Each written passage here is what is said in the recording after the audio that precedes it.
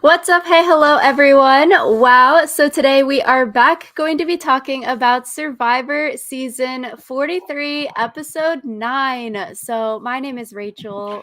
I'm Alyssa, and this was a double elimination episode, so double the stuff to talk about. I personally am really happy with who went home. Rachel, I don't know whether or not you were, but yeah, it was a good episode. I thought it was a good episode as well, although maybe a little bit predictable. Literally, when we saw the two teams split into five, I was like, okay, Ryan and James are going home. I don't know. Some people thought when the first trailer for this episode dropped, it included the bit about Owen saying that he wanted James out. So everyone was like, "Oh, they're not going to drop this trailer where Owen says that he wants James out, and then have James actually go out."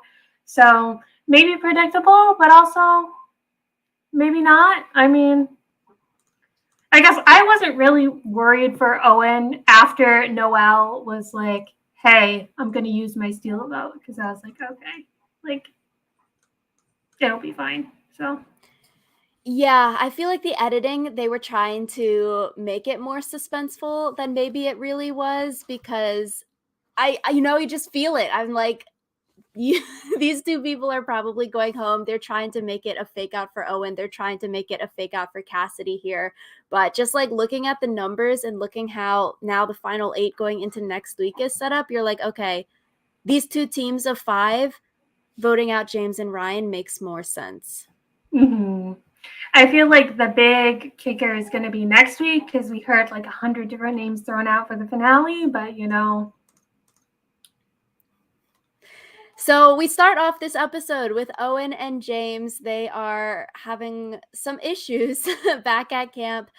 We see again, this is a big topic that we saw last week. Sammy, he is saying that he wants to change the game. He didn't have the numbers on the Janine vote. Huge topic last week, sort of seeing that theme again coming into this week. We see Owen, he's mad at James for James telling Owen to vote Ryan out, but the real plan was actually Janine. But Gabler told Owen the right plan, so that's how Owen was able to vote Janine out last week, even though James gave him the wrong name. And so I don't know, their beef is a little bit confusing because James is mad at Owen for writing down James's name twice, but Owen only wrote James's name down once, and Owen is mad at James for giving him the wrong name, but James did vote the correct way. He didn't actually vote Ryan out or Ryan last week. So it's so much miscommunication here. I feel like part of it is just like the principle of the thing where James was getting really butthurt about the fact that Owen wrote his name down once and then it felt like James was never going to forgive Owen for that. And it's kind of just like, buddy. And I feel like you can still be upset about someone telling you the wrong plan, even if the information does get corrected. Because if James had his way, Owen never would have gotten the correct information. It was only because Gabler decided to loop him in that he knew who to vote. So, yeah. Yeah, like I can see it from both people's perspectives of like both of them are right and both of them are wrong in a sense. Like both of them have lied to each other. Sure, Owen wrote James's name down once, not twice, but I feel like in a situation like this, maybe you don't want to say to someone's face and like get into this big kind of argument, but just okay, note it. Hey, Owen's writing my name down. Maybe I can't trust him and let me get revenge on him later rather than being like yo, we can't trust you. Or I guess it's also interesting. Owen is trying to take claim because we saw Cassidy was the one that voted for Ryan last week. We were talking, thinking maybe Cassidy is trying to go with the women, trying to show loyalty with the women, maybe get Janine's jury vote as, hey, I didn't vote you out as one of the other women on the team. But it seems like now Owen is the one claiming that Ryan vote when we know as a viewer it was really Cassidy who voted Ryan last week. Mm-hmm. So, spicy. So yeah, I guess It's interesting because Owen is mad at James for acting like the godfather. James is mad at Owen because he's like, Owen, why are you mad at me? There's other people that were lying to you too. Why is everything my fault? So it is like seemingly, miscommunication here. And also, both of them are sort of in the right and sort of in the wrong. And then later on in the episode, we see them have this big fight at camp, which I wonder if that's potentially bad jury management. We see, like we saw, James get voted out this episode, but for Owen, if Owen does make it to the end, could having like a public fight like this, having big beef, animosity, maybe that's bad for you if he makes it to the end. I don't know, because I feel like the only person who is taking this beef seriously, like outside of Owen and James, was no one. Like, it was just Owen and James who were, you know, like into this. Like, you could see at Tribal when they brought up their fight that everyone else was just like, we're done with this. Like, it doesn't need to be that big. So, yeah. So it could be annoying people, like we saw at Tribal Noel, like, no more testosterone, let's move on. Maybe if people get annoyed enough with it, sure, there shouldn't be any more fighting between Owen and James because James was voted out, but maybe that leaves a bad taste in people's mouth for maybe wanting to vote Owen at the end. They're like, why were you fighting so publicly with other people? No one else has been getting into those big squabbles. And maybe, James is the second person on the jury. We've seen people, especially in like Big Brother seasons, they're able to sort of potentially be a bitter jury or sway the jury in a way because they're getting to the jury earlier than other people. They could potentially sway the jury. Not saying that that's going to be James against Owen, but it has happened where maybe you have that beef with someone and then you do everything in your power to try to not get them votes at the end. Yeah, I guess, I don't know. I feel like they definitely edited James as more of the villain in this situation. So, nah, I feel like neither of them are supposed to come out of it looking rosy, but I feel like James still comes out of it looking worse than Owen did. So, I thought it was really funny though with the fight scene, like Noelle's face and then eating the papaya and then Carla also making faces while they're fighting. I'm like, that would be me. If two people are yelling at each other, it'd just be so awkward and you'd just be like making those faces at the camera. I'm like, yeah, that I agree. mm-hmm. So we get to the immunity challenge. Jeff starts off this challenge with an accent, What which was up with that? I was watching a stream that was a little delayed. So I was like, the stream was lagging. And I thought, oh, is this a foreign version of Survivor? Like, is this a dubbed version now? Like, he's not speaking with an American accent. I was so confused. It's like, this Survivor UK? Like, what was happening? It was so random, too. So, yeah. That was just so. I'm like, he said that, and then they're going to leave it in the final cut. Like, who signed off on this? I mean, probably Jeff himself, since he's a producer. And what made him think this was good to keep in? I'm like, this is so. You're going to get bullied on the internet. Yeah, I don't know. I don't know what was going through his head. I don't know why, like, he chose that random accent, just because this wasn't even like an England themed. Like, this had nothing to do with. Like, the prize was PB&J. Like, if the prize had been like Outback Steakhouse and he had been doing an Australian accent, I still would have thought it was cringe, but it would have made sense. I'm just confused. So, Yeah, I'm like, what? this is not this is not how you usually talk. It was just so random. I'm like, I sort of want to see it again now though, even though it is so cringe. It's like that TikTok meme, he's just in a silly goofy mood like Jeff. He was on something this day. yeah, I don't know what was up with Jeff, but So this challenge, everyone they have to hold a handle and push a ball against a set of jaws. If your ball falls, you are out of the challenge. And like Alyssa said, you win peanut butter jelly sandwiches, DIY, Jeff said. And then this, since it is the 5-5 split tribal, the winning team, they get to go, or like the winning group, they get to go to tribal council second. So the 2 teams of 5, we've got Carla, Sammy, Owen, Noelle, and James as one team, and then Gabler, Jesse, Cody, Brian as Cassidy as the second team here. So, Alyssa, thoughts on the challenge? It was okay. I don't know. I feel like if they're going to have like 2 groups of 5, I would have rather have them do like a more in-depth challenge the way that they can do at Final 5, and just have like the 2 groups run it non-parallel to each other. So have one group of 5 go and then the other group of 5 go, and then like compare times or something to see who the real winner was. Just because I feel like one of the good things about splitting it into smaller groups is that you have a smaller group, so you can do a more interesting challenge than just an endurance challenge. Because making 10 of something is twice as hard as making 2 of something. Hit you with the math there. So I guess like it was a fine challenge. It was kind of boring, as most endurance challenges are, but it was fine.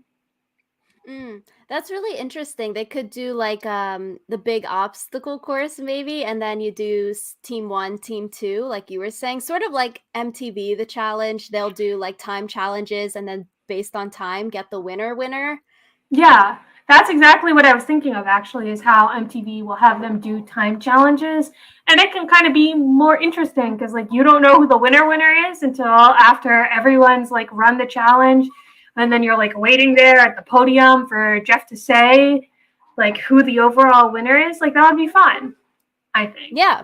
I guess they could try it out and then just no production interference lying about the times of who's faster, who's slower. But like 5 people going versus the second 5, like Heat 1 is the first team, Heat 2 is the second team. Mm-hmm. But the challenge, I think the only interesting part was Carla. She is the queen here. This, like, we stand Carla basically, and her doing this challenge and winning this challenge with a hurt finger. We saw her finger get crushed pre-merge in the immunity challenge, and for her to win this, I was like, wow, that is amazing. She is so cool. And that's also where we got the amazing title of this episode. What about the big girls? Someone was cheering on everyone and said, "Go big guys." And poor Carla, the only woman left in the challenge, had to be like, "What about the big girls?" So Carla is a queen. We stand. Which is interesting because Alyssa and I were speculating last week. Okay, what about the big girls title of the episode allude to? Like, okay, big men, big women. So I guess we were sort of correct there, but also we were thinking like, Alyssa, you were thinking like big girls alluding to boobs.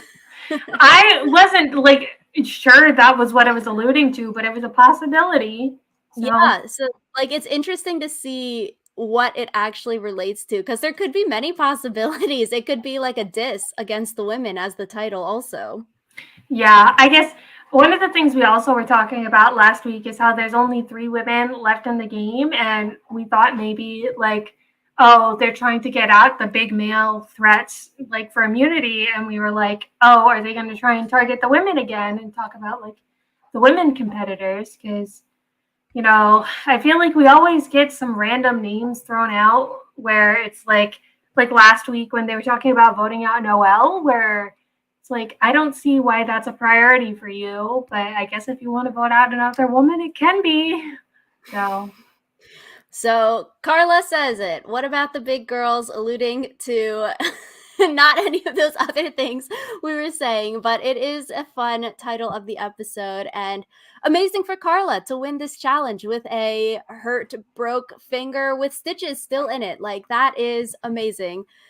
So for the other team, we get down to Ryan and Cody, and we were talking about this last week. Okay, are people going to start seeing them as challenge threats? We've seen Ryan, Cody, Owen, Gabler. They were at the end of that first immunity challenge post merge. Owen and Cody were the last two last week, and here Ryan and Cody are the last two this week.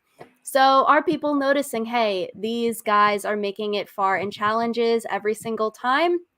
Haven't really seen that in the episode, but maybe people are starting to pick up on it.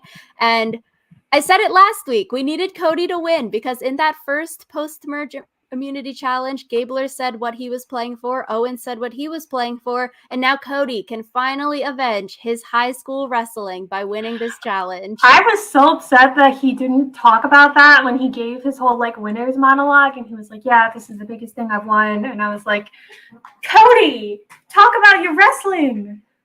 Yes, like please go back 20 years and talk about this high school wrestling because I will never forget it. That is just so funny.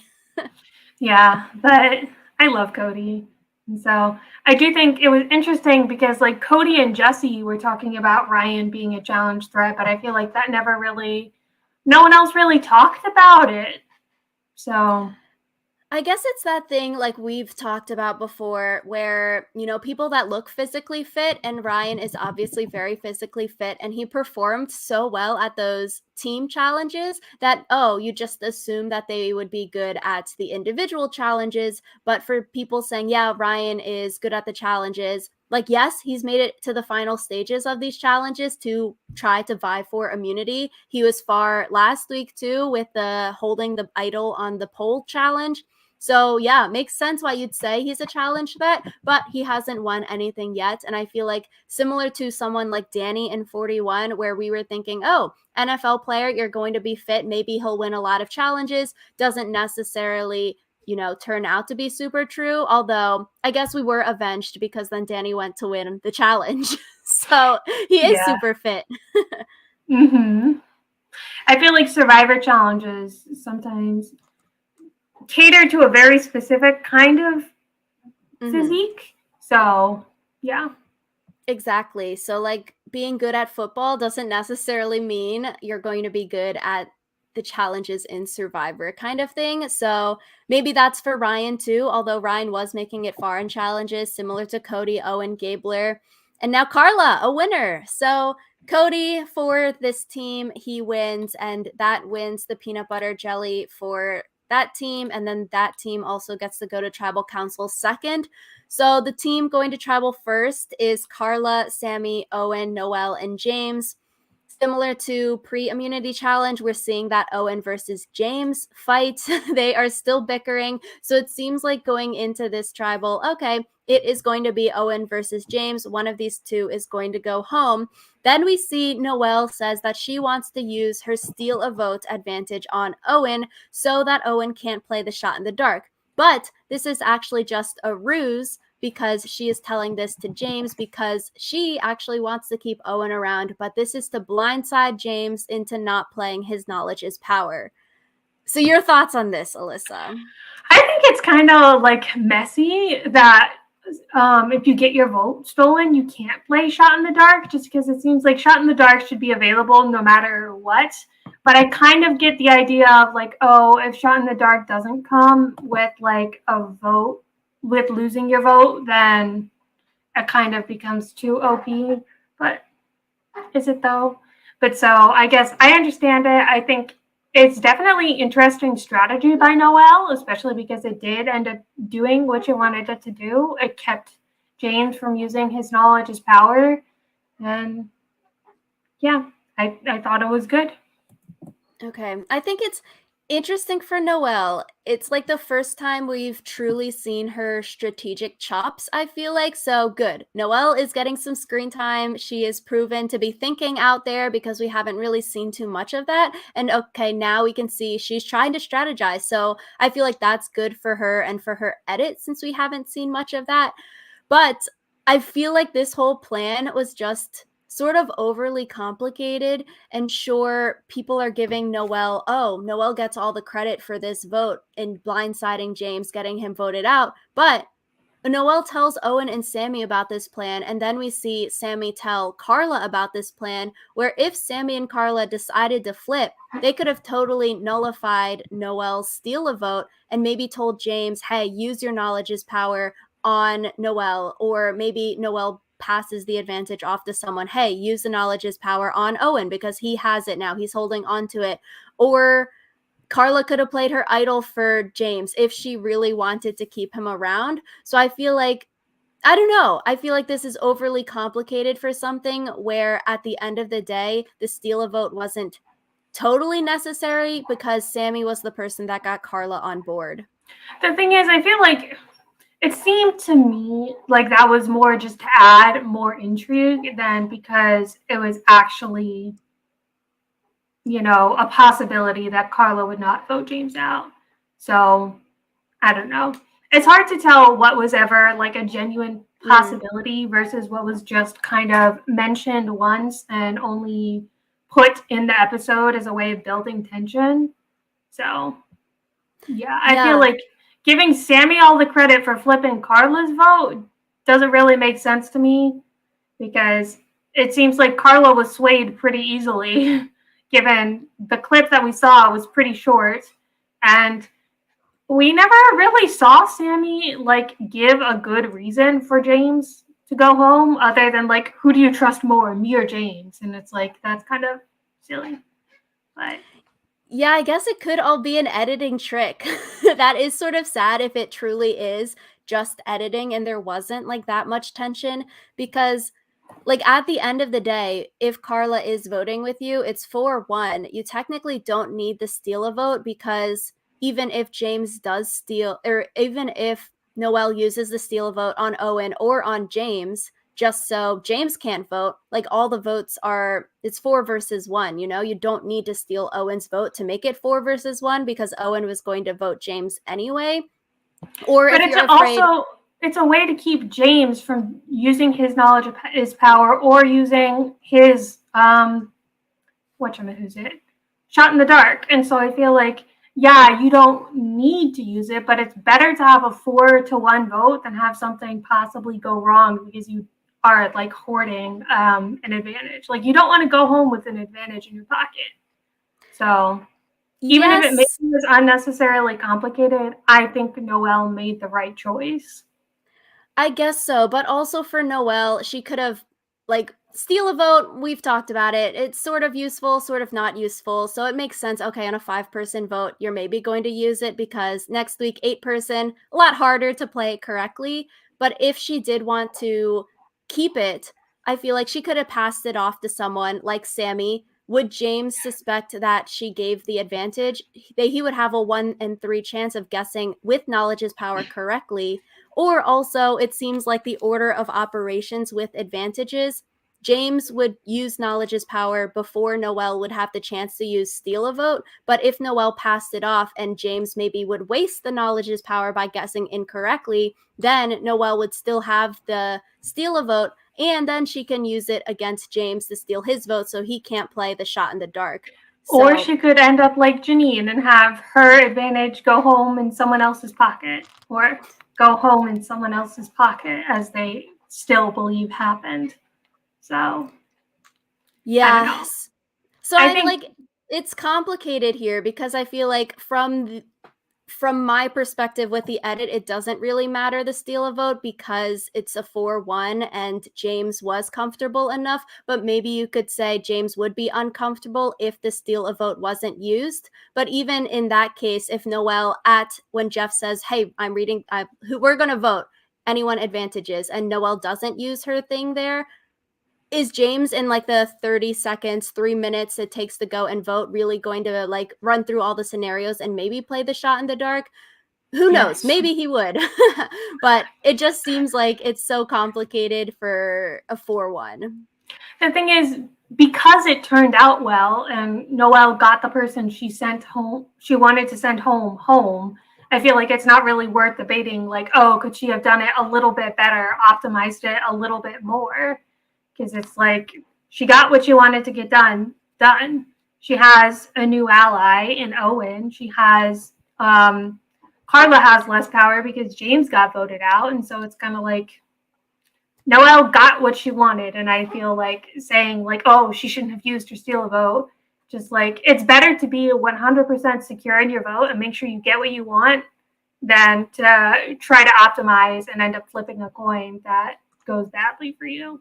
Because I feel like every time someone doesn't use an advantage, we're like, oh, should they have used it? So it's kind of like we could have gone the other way and had a conversation like, oh, should Noelle have used her advantage if she ended up going home because she didn't? So Yeah, and that's the fun of Survivor, right? Like analyzing, okay, should they have done something? Should they have not done something here? I think it's just so ironic though that Noelle, Owen, and James, they went on that island trip together. Owen and James were like, okay, Noelle, you're going to be on the bottom of your team. You can have this advantage. And that's where Noelle gets the steal a vote. And then here she, uses it against James where James goes home. So I think that's sort of ironic, funny, sad. mm-hmm. So here we also see Sammy goes and tells Carla about the plan, which I think could have easily taken all of Noelle's power away if Carla didn't want to vote James out and didn't go with the Sammy, Owen, Noelle group. Because, like I said, Carla could have told James about the plan, and then James could have actually used knowledge's power. Carla could have tipped him off. Maybe Carla would play the idol for James. Probably not, but it could have been a possibility if Carla didn't really want to go with Noelle's plan here. But I feel like the big interesting thing is that it seems like Sammy is trying to get a unanimous vote again. We talked about this last week. Sammy didn't have the numbers to get someone else besides Janine out, and he wanted a big majority vote. He didn't want it to be, 6-5. He wanted that large majority last week. And so it was really interesting here that, okay, we do not want to blindside Carla on this vote, but let's bring her in and try to make it a 4-1 rather than a 3-2. Well, I think also from Sammy's perspective, he's trying to keep Carla he's trying to make sure Carla still likes him at the end of the day because he apparently is really close to her. I don't know. I feel like this is one of those things where, again, the editing kind of confuses me because he seemed pretty confident that he and Carla were closer than Carla and James. And it's kind of like, huh? I feel like we didn't really see a lot of that throughout this season. But anyways, I feel like Sammy would have to deal with the fallout a lot more than maybe like Owen would have, because I feel like everyone kind of realized that Carla wouldn't be happy if James got sent home. But I feel like Sammy was the only one interested in like mitigating the damage. So Yeah, I mean, I think it's a smart thing. You want to bring that last person in on the vote because, like we saw with Owen versus James, someone could get butthurt if they're left out of the vote, and maybe they'll flip on you, or they might not want to work with you anymore. And so, I think something interesting we learned was that Sammy feels so close to Carla that he wants to bring her into the plan. He says that he really respects her opinion and he wants them to vote the same way. If she wasn't willing to vote out James, then he would vote out Owen with her. And I thought that was very fascinating because, like you were saying, we have not seen those two as like buddy close throughout the season thus far. And I'm like, okay, dang, what kind of magic does Carla have to get everyone to like her? Carla, so many options. She could have had James as an option if she decided and wanted to vote Owen out here. She seemingly has Sammy as a potential new number 2. She has Cody and Jesse as options, and she has Cassidy as a strong alliance member. I'm like, we saw it preseason. We liked Carla preseason just with her, cast photo and cast bio blurbs. But I'm like, dang, in real life, she's got some magic to pull all these people in.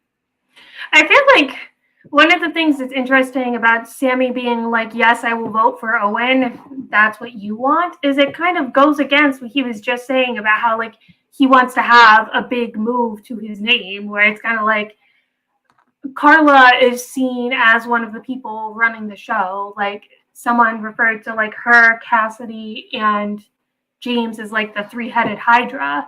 And it's kind of like kowtowing to the one person who's already seen as like running the show doesn't really help you if you're like trying to be that person who's making a big move. So Maybe his plan, it seems like Sammy is aware, okay, he was at the bottom of the 7, he wanted to make a move last week, seems like he's aware of his positioning within the tribe, seemingly from the edit, maybe not in real life, but that's what we're seeing. And also, Sammy is potentially seeing Carla as a powerful player, and that's why Sammy wants to align with her. That's why Sammy wants to be on her good side. That's why he wants to bring her into the vote here so she's not blindsided and maybe pissed off at him or other people. So it seems like maybe this is reading too much into it, but Sammy has a good read on the power dynamics of the tribe, that he sees Carla as someone that's powerful, so he wants to align with her, and then maybe his big move will be trying to vote Carla out later. I feel like that is reading a little too much into it, because it's kind of like, if you see someone as powerful, there are two options, which are to cozy up to them or to take them out of power. And I feel like with this vote, voting out James, like Sammy could have voted out Carla's right-hand man without telling her. And that would have taken her out of a position of power. And so it wouldn't really be necessary to do this whole like, oh, I'm aware of the balance of power, and because of that, I'm going to. So I feel like you said the two options. He's in the first option where he's going to cozy up to her right now.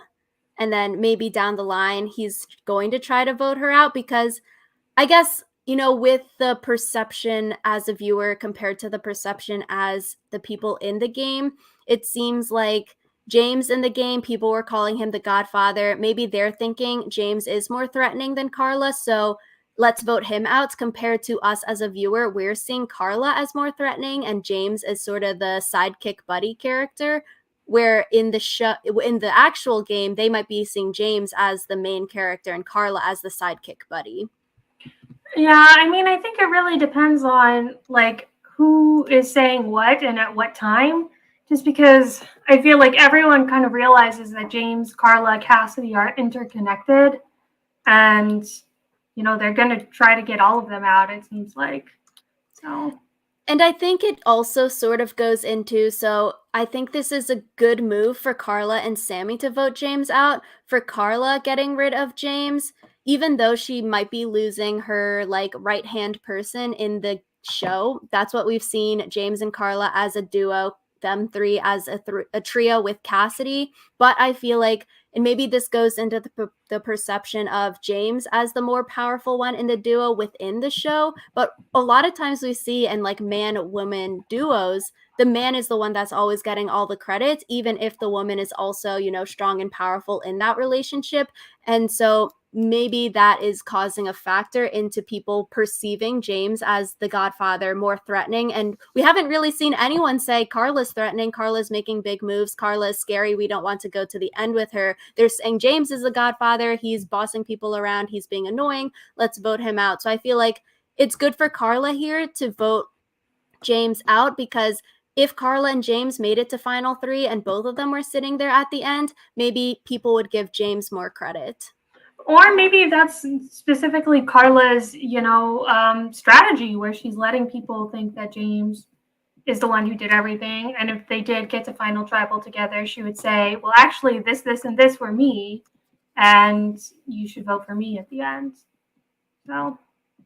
Yeah, I guess it could be, but also there's a lot of men. There are going to be a lot of men on the jury that, depending on how you word it, people might not, believe it right at the 11th hour, I mean, I think it also depends on like who is working with them versus not working with them, stuff like that.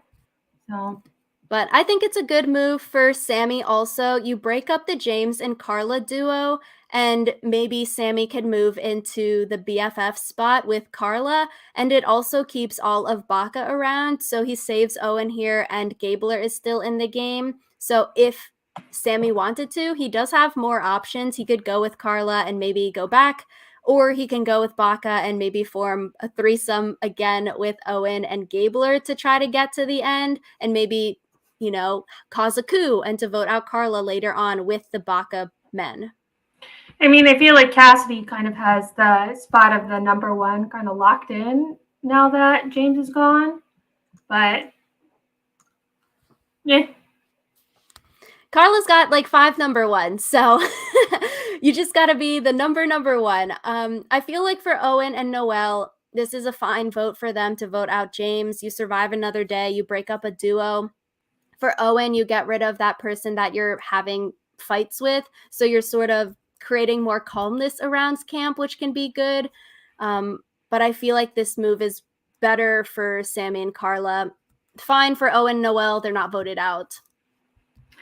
I mean, I feel like the fact that both Owen and Noelle wanted James out makes this move more than fine for them, because at the very least, it's a resume builder where they can both say, "Yeah, I wanted James out, and that's what I got." So Yeah, so I feel like it's gotta suck for James, though, to be voted out, and then he immediately has to go sit on the jury, and you just, like, see his face when he's sitting there. I'm like, that's gotta suck so bad. I mean, I feel like it doesn't suck as much as when they do the final tribal council. And then in the final tribal council, people are like having just told that they lost $1 million, and yet they still have to sit there acting like they're fine.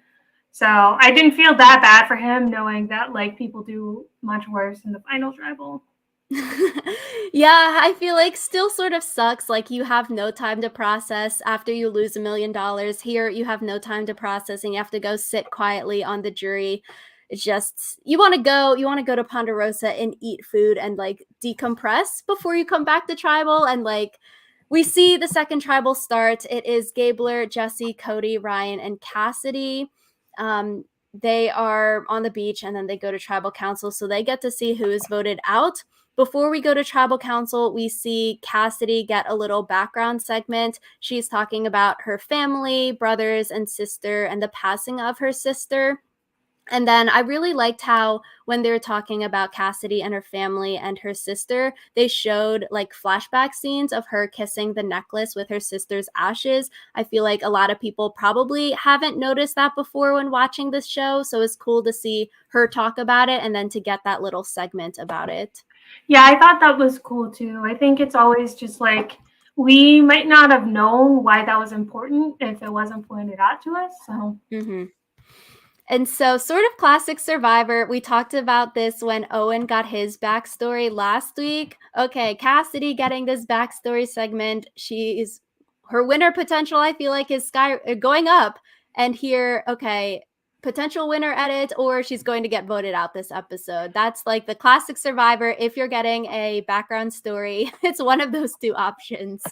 yeah, I think a lot of people said that this was Cassidy's like breakout episode because she was kind of shown to be a threat, but she also was shown to be in control, and that's a good thing.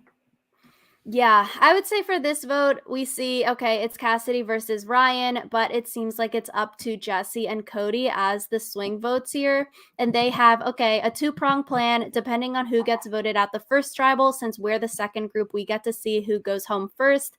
They say, let's vote out Ryan if Owen is voted out. And then they say, let's vote out Cassidy if James is the person voted out. Yeah, I thought that was interesting, especially because it didn't end up happening like that. So it's kind of like, why tell us that they have this two-pronged plan if it's actually not coming to fruition?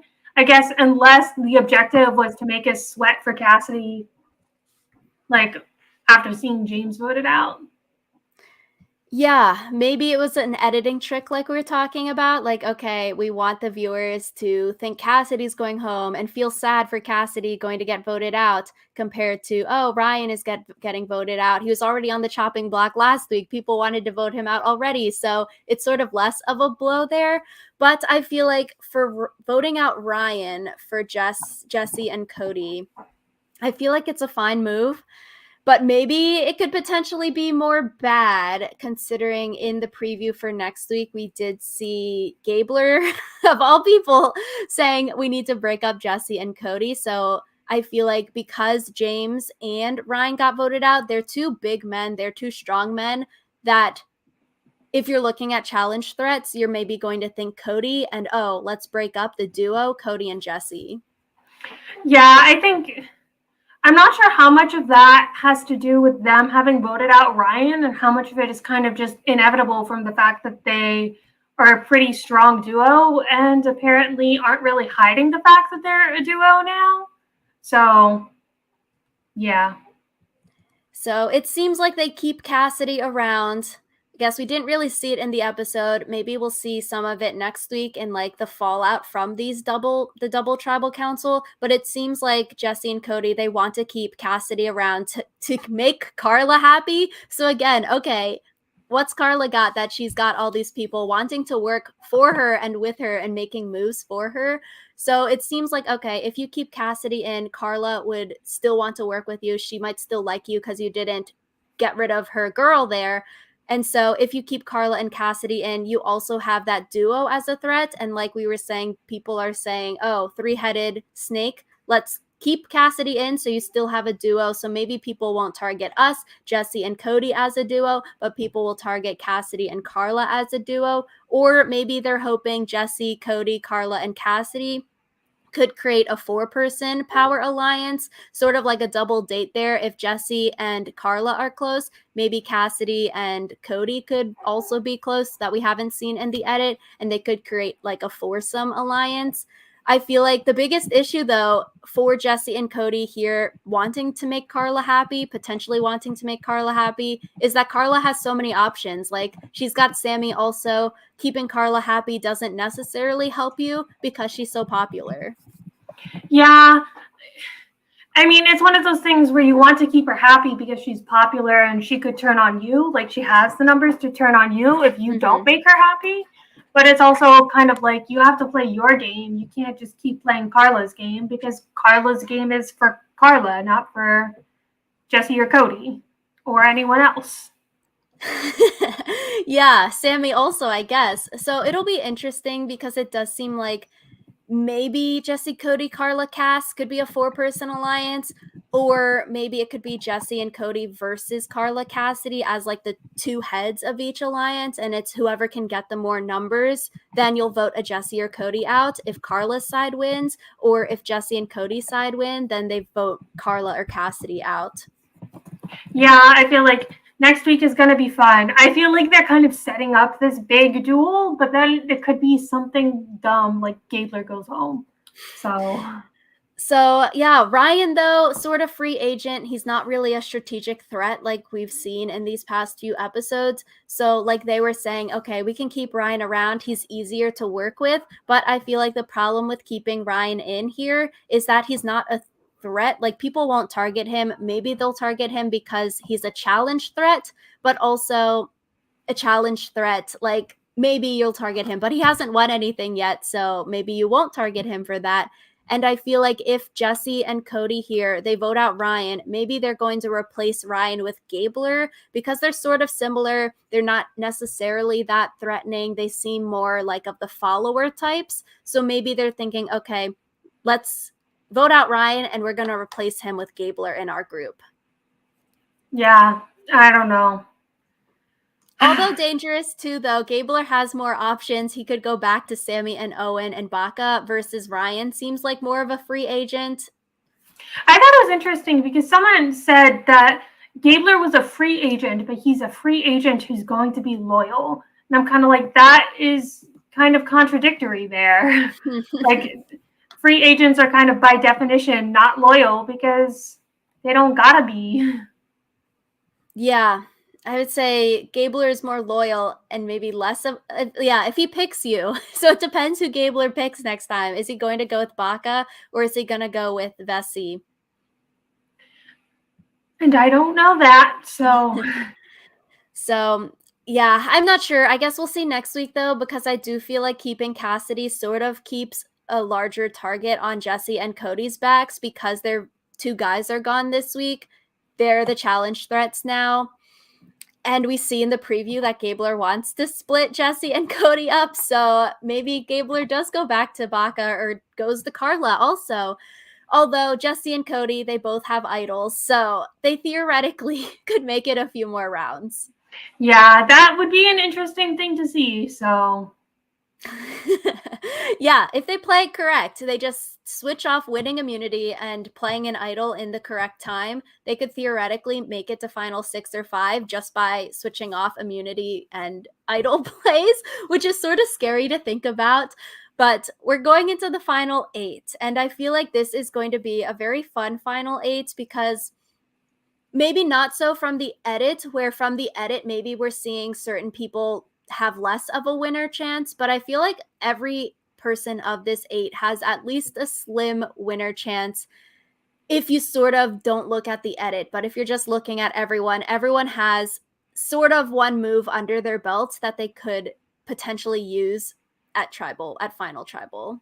What do you think Gabler's move is? Well, I feel like he could talk about the Ellie thing as a pivotal thing come merge, and like obviously he'll have to do some stuff before final 3, but I feel like no one is truly dead in the water if they can talk well and maybe spin it well from a player perspective, because it seems like from a viewer perspective we've seen the weird Gabler edit, like, oh, he's sick and he might be medevaced or he might quit, and he's doing all of this stuff like annoying his tribe mates. But like since the merge, we haven't seen in the edit, oh, Gabler's annoying or Gabler's doing this or that. But like he said, as the Alec Gabler, he's gone underneath. And I feel like depending if he's sitting next to two people who maybe played less or played less flashy ish, he could potentially win if he talks well at tribal. That is certainly your take. Right? You don't think, okay, if you disregard the edit, do you not think at least a slim chance of all 8? The thing is, you can't say that all 8 have a chance because kind of by the virtue of all 8 of them having a chance, at least 2 of them would not have a chance. Because like in a final 3, only the top 6 people have a chance. Because 2 people are going to lose no matter what.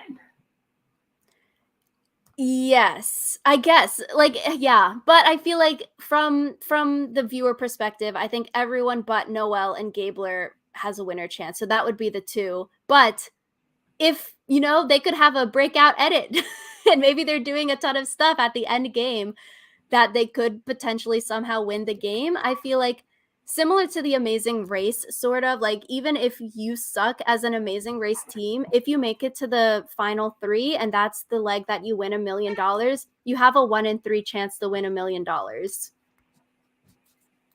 Sure. Are those your 2 lowest 2, Gabler and Noel then? I think Gabler, I think it depends. The thing about Gabler is that I feel like people like him, but they don't respect him, if that makes any sense.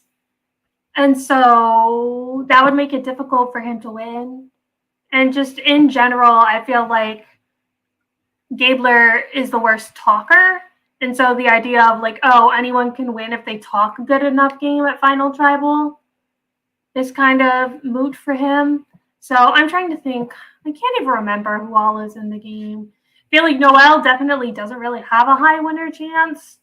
Let's see. That leaves Cassidy, Cody, Jesse, Carla. Who am I missing? I guess Sammy. Well, I am biased because I don't really like Sammy. So your bottom 2 would be Gabler and Sammy, or all 3? I mean, I just think part of the thing with Sammy is for him, cannot disregard the way he's been edited. And the way he's been edited is like every time he says he wants to do something, he kind of does the opposite. Like he says he wants to make a big move last week. He says that he wants to like do something independently this week. And neither of the times he's like, it's played out. And I think between that and the no personal content and the fact that he's so young, it makes it really difficult for me to see a way that Sammy wins. Okay. Interesting. So I guess, yeah, I mean, I feel like from the edit, we're obviously biased, like from, okay, who's getting more screen time compared to other people. But I feel like we were saying, with the perception of James versus Carla as maybe James as the person leading the votes there, I feel like everyone could be at least a little bit threatening depending on like their next moves going into the end game, who they're sitting up against. And I feel like, yeah, I don't know. I wouldn't even say Noelle is out of it, even though we haven't really seen much of her up until this episode. Yeah. I think next episode will definitely be pivotal because it seems like that's when they're going to decide which of the like threatening threats is most threatening. So yeah, like the end game, it should be really fascinating because there are so many people with winner potential, at least a slim chance of winner potential, like.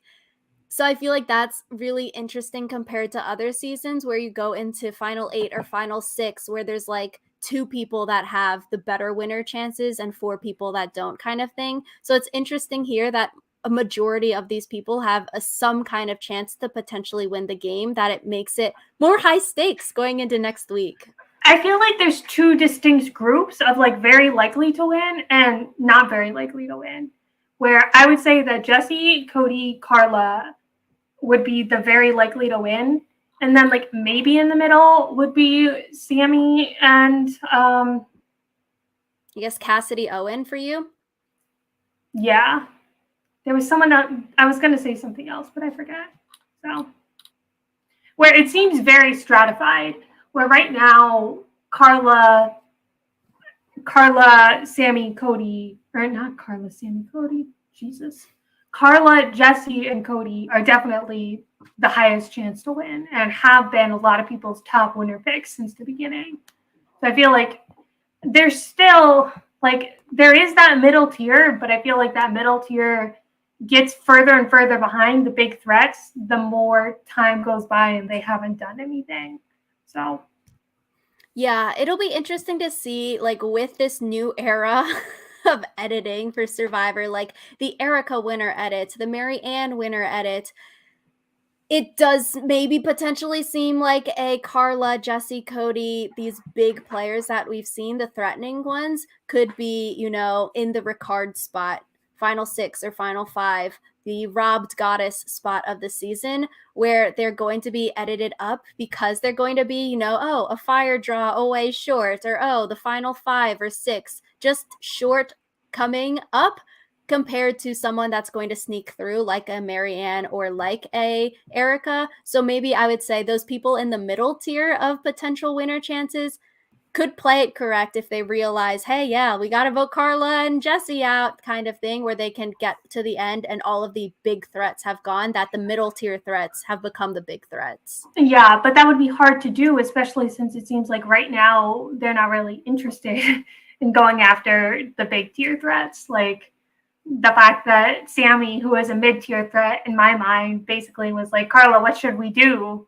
This episode makes it less likely that he's going to be able to turn around and stab her in the back. I mean, that's what he needs to do.